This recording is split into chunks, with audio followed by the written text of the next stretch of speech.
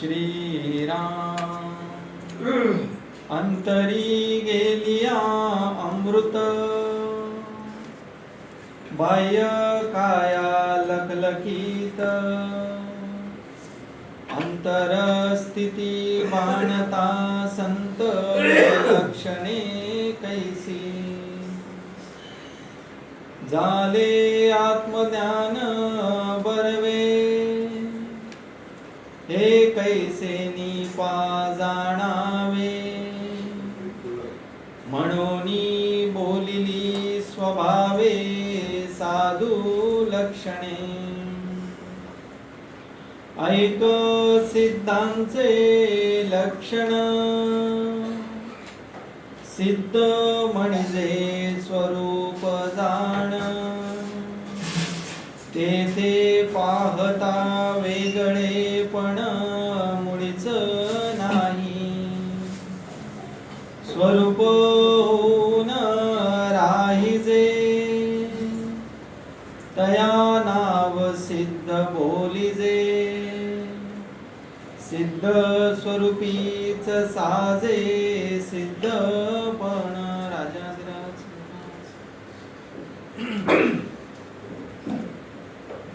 सिद्ध स्वरूप साजे सिद्धपण. आठवा दशक ज्ञानदशक. या ज्ञानदशकामध्ये श्रवणकर्त्याला श्रवणकर्त्याची परिपक्व ओळख करतो. आपण सर्वांनी मनुष्य देह धारण केला. पूर्वार्धात जेव्हा देहाशी संबंध आला तेव्हा एक संभ्रमावस्था निर्माण झाली प्रत्येकाला. मी कोण आहे, जन्म कोणाचा झाला, मरणाची भीती आहे, शांतता नाही, समाधान नाही, सतत मानसिक ताणतणाव आहे. अशा अनंत मानसिक क्लेशातून आपण प्रवाहातून जात असतो. आणि नेमकं काय आहे या जीवनामध्ये, कशाने मला समाधान मिळतं, कशाने मला शांत मिळतं. पैसा आहे, सगळं काय, शांतता नाही, समाधान नाही. अशा वेळी परमपूज्य श्री रामेश्वर महाराजांसारखे संत अनुभवात्मक ओळखीची ओळख तुमच्या जीवन मानतात. असं काय होतं की रामेश्वर महाराजांनी भाऊसाहेब महाराजांनी अनुग्रह घेतला, तर त्या काळात भाऊसाहेब महाराज जास्तीत जास्त ध्यान धारणा करतात, ध्यान करा, भजन करा. कारण ध्यान आणि भजन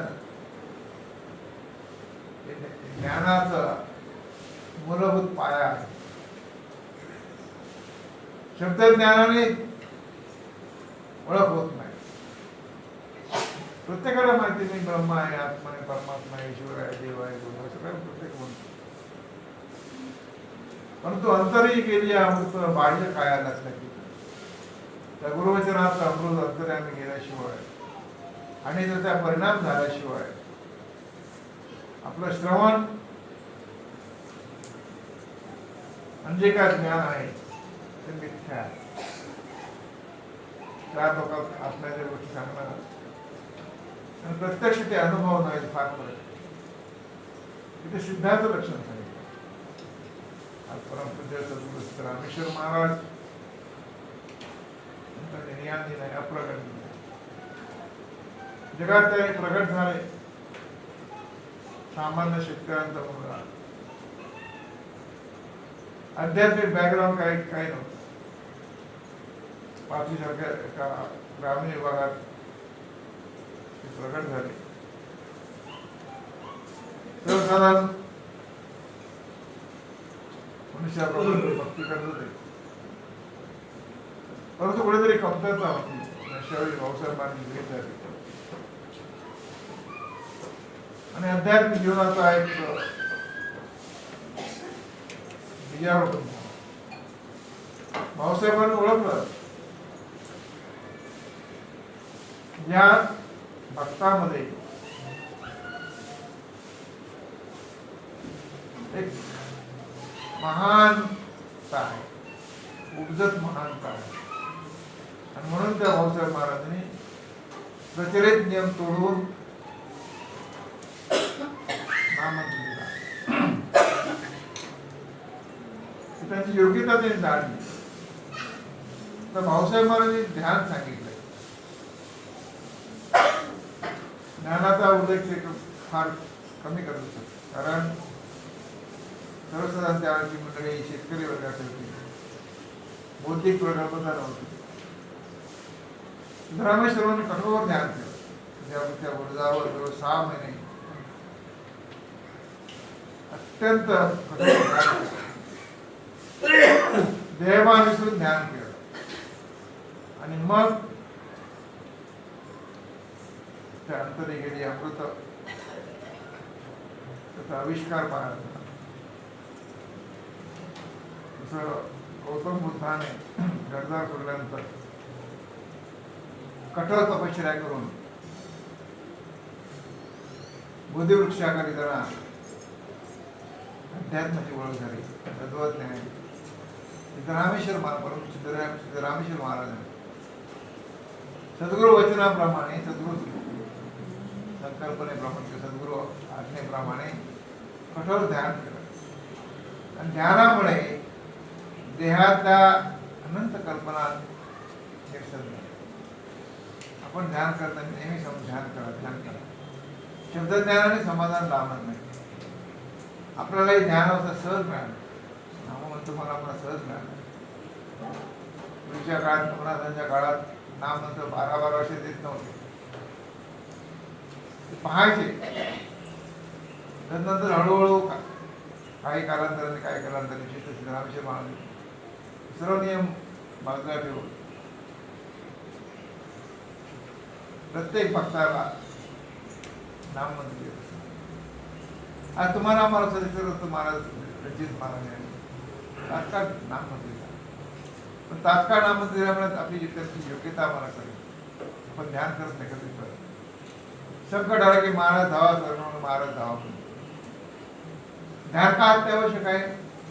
अंतरी गेली आमचं पाहिजे काय ज्ञान महाराजांनी सांगितलं आहे. परमात्मा सिद्ध स्वरूप हे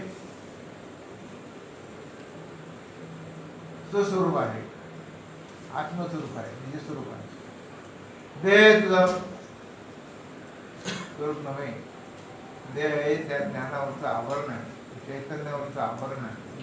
आणि म्हणून त्या आवरणाचा विवरण करून वास्तवता काय तुम्हाला भीती का वाटते? विशेषतः मरणाची भीती वाटते प्रत्येक प्राणी मात्राला. कारण देहाच्या ओळखीने त्या चैतन्याला आपण ऐकतो आणि वास्तव सतत राहावेच त्याला वाटतं प्रत्येकाला. आपण चिरकाल जगावं असं प्रत्येकाला वाटतं. जर तो वयोवृद्ध असला,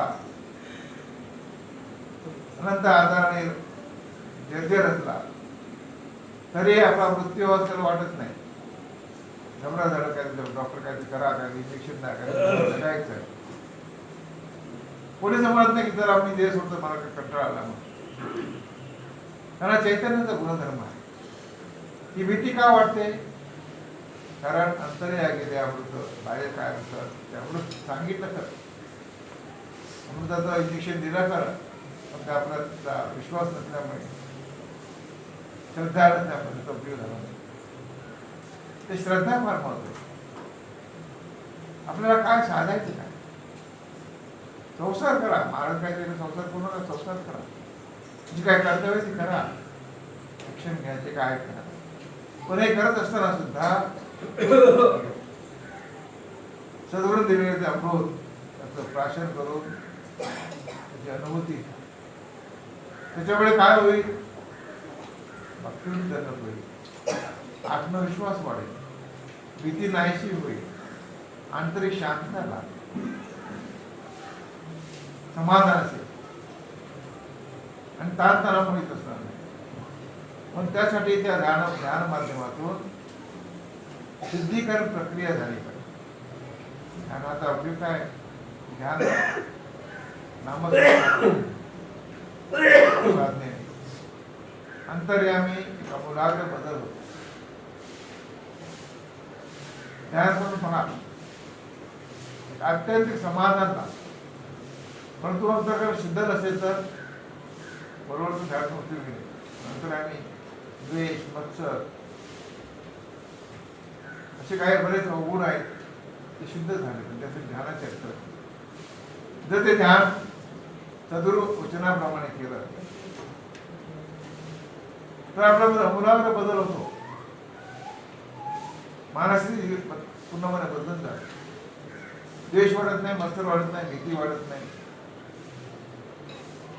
अपेक्षा काही राहत नाही, पूर्णपणे निर्मळता. आणि हेच आपल्याला आवश्यक असतं. म्हणून ध्यान धारणा हा अध्यात्माचा पाया, नामापाते साधन नाही. तर संतांनी हेच सांगितले. तो शब्दज्ञानाने फार आनंद होणार नाही. अंतरी गेली बाह्य काय असेल सिद्धार्थ लक्षण सांगितलं, साधूचं लक्षण सांगितलं. जो स्वरूपी विकृत झाला तो साधू. स्वरूप काय, देह माझं रूप नव्हतं, आता रूप नाही, आताच नाही. माझी अवस्था होता देहातीत आहे. ही खात्री होण्यासाठी पहिली पायरी ध्यान धारणा.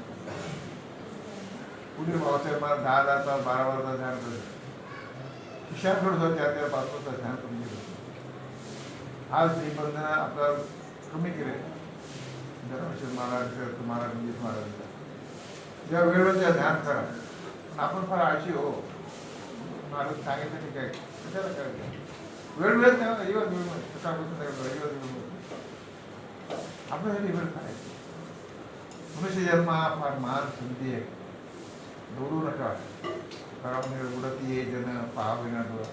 ही महान संधी आहे आणि हृदय दुर्लभ आहे. अनेक वेळा मी सांगतो त्याची किंमत आपल्याला कळत नाही. गुरुवचनाची किंमत तुम्हाला मला कळत नाही. आपण पुन्हा निरूपण ऐकतो आणि पुन्हा जर जागा सोडली पूर्वपदावर ते बदल करणं आवश्यक आहे. काळाची गरज आहे. तेव्हा श्रवण केल्याप्रमाणे त्या गुरुवचनाची प्रतिमा अंतर्यामी आणि बघा आनंदाचा आनंद असतो. तेव्हा हे सांगितलं तुम्हाला ज्ञान नाहीच ना, तुम्ही सगळे ज्ञानी आहात. पण ते कळतं पण वळत नाही. हा दुर्गुण आहे. कळतं पण वळत नाही. काय आपण ध्यानच करत नाही, गुरुवचन आठवत नाही. संकट आलं की महाराज धावा म्हणतो. म्हणजे काय नाही. तेव्हा महाराज तुझ्याच नाही, महाराज वेगळे नाही. जरी एअरपाने महाराज असले तर तुमच्या आमच्या अस्तित्वाला ते आपल्याला अनुभव आहे. त्यामागे पुढे लक्ष्मीनारायणाचं आपण म्हणतो, नारायण म्हणतो. पण त्याप्रमाणे आपण आचरण सद्गुरू वचना म्हणून आचरण करणं फार महत्त्वाचं. म्हणतो नाही की अंतरी बाह्य काय. जर सद्गुरू वचनाप्रमाणे आपण आचरण केलं, आपल्यामध्ये बदल केला, जगात काही कठीण नाही. चालता बोलता परमार्थ आहे. ते काही मांडीवर बसलं पाहिजे जाणं असंही नाही. सतत नामस्मरण चालू ठेवायचं. सतत ध्यास होईल. ध्यान म्हणजे काय, सतत सद्गुरूने सांगितलं वचनाचा ध्यास करा, ध्यान म्हणायचं. योग म्हणायचं अर्थ तेही गरज नाही. फक्त तो ध्यास असेल, आपलं ध्यान होतं आणि मग काही करतच राहायचं. तेव्हा आज आपल्याला सगळं सांगितलं आहे संतरी गेली आहे, बाह्य काय ज्ञानाचा अंश आपल्यामध्ये सामावून घेतला पाहिजे. सांगतो की वाया घडता कामा नये. कारण शास्त्राने आपल्याला आरोप केला आहे 84 लक्ष योनी.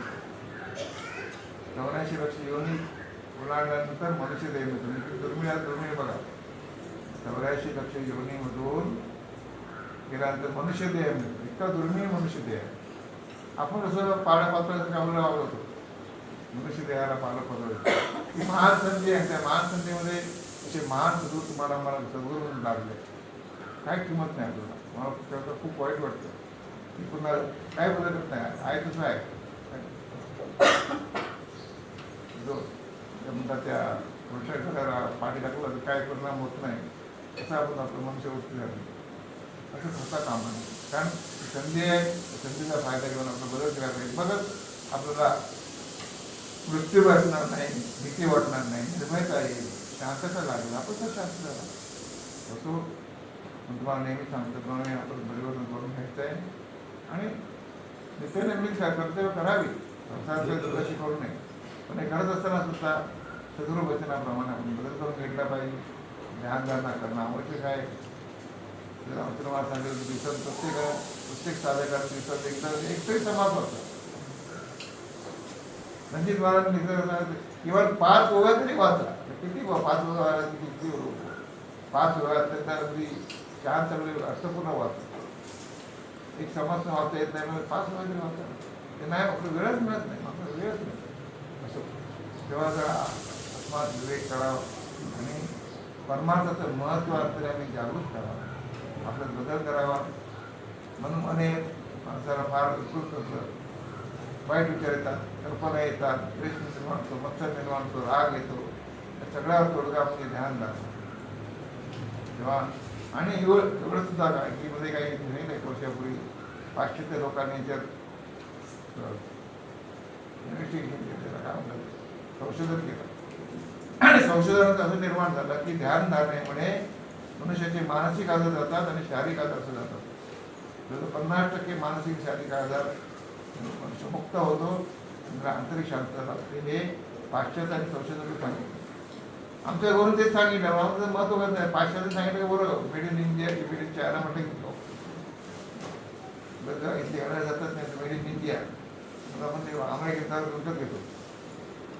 असा प्रकार आपल्याकडे. तेव्हा अधिक काय म्हणजे सांगायचं आणि यात जे समजून सांगितलं, आमच्या गुरुवंत सांगितलं, सांगितलं ते आचरणात आणावं. एवढीच तुम्हाला तुमच्यामुळे नम्र विनंती करावीशी वाटते. राजा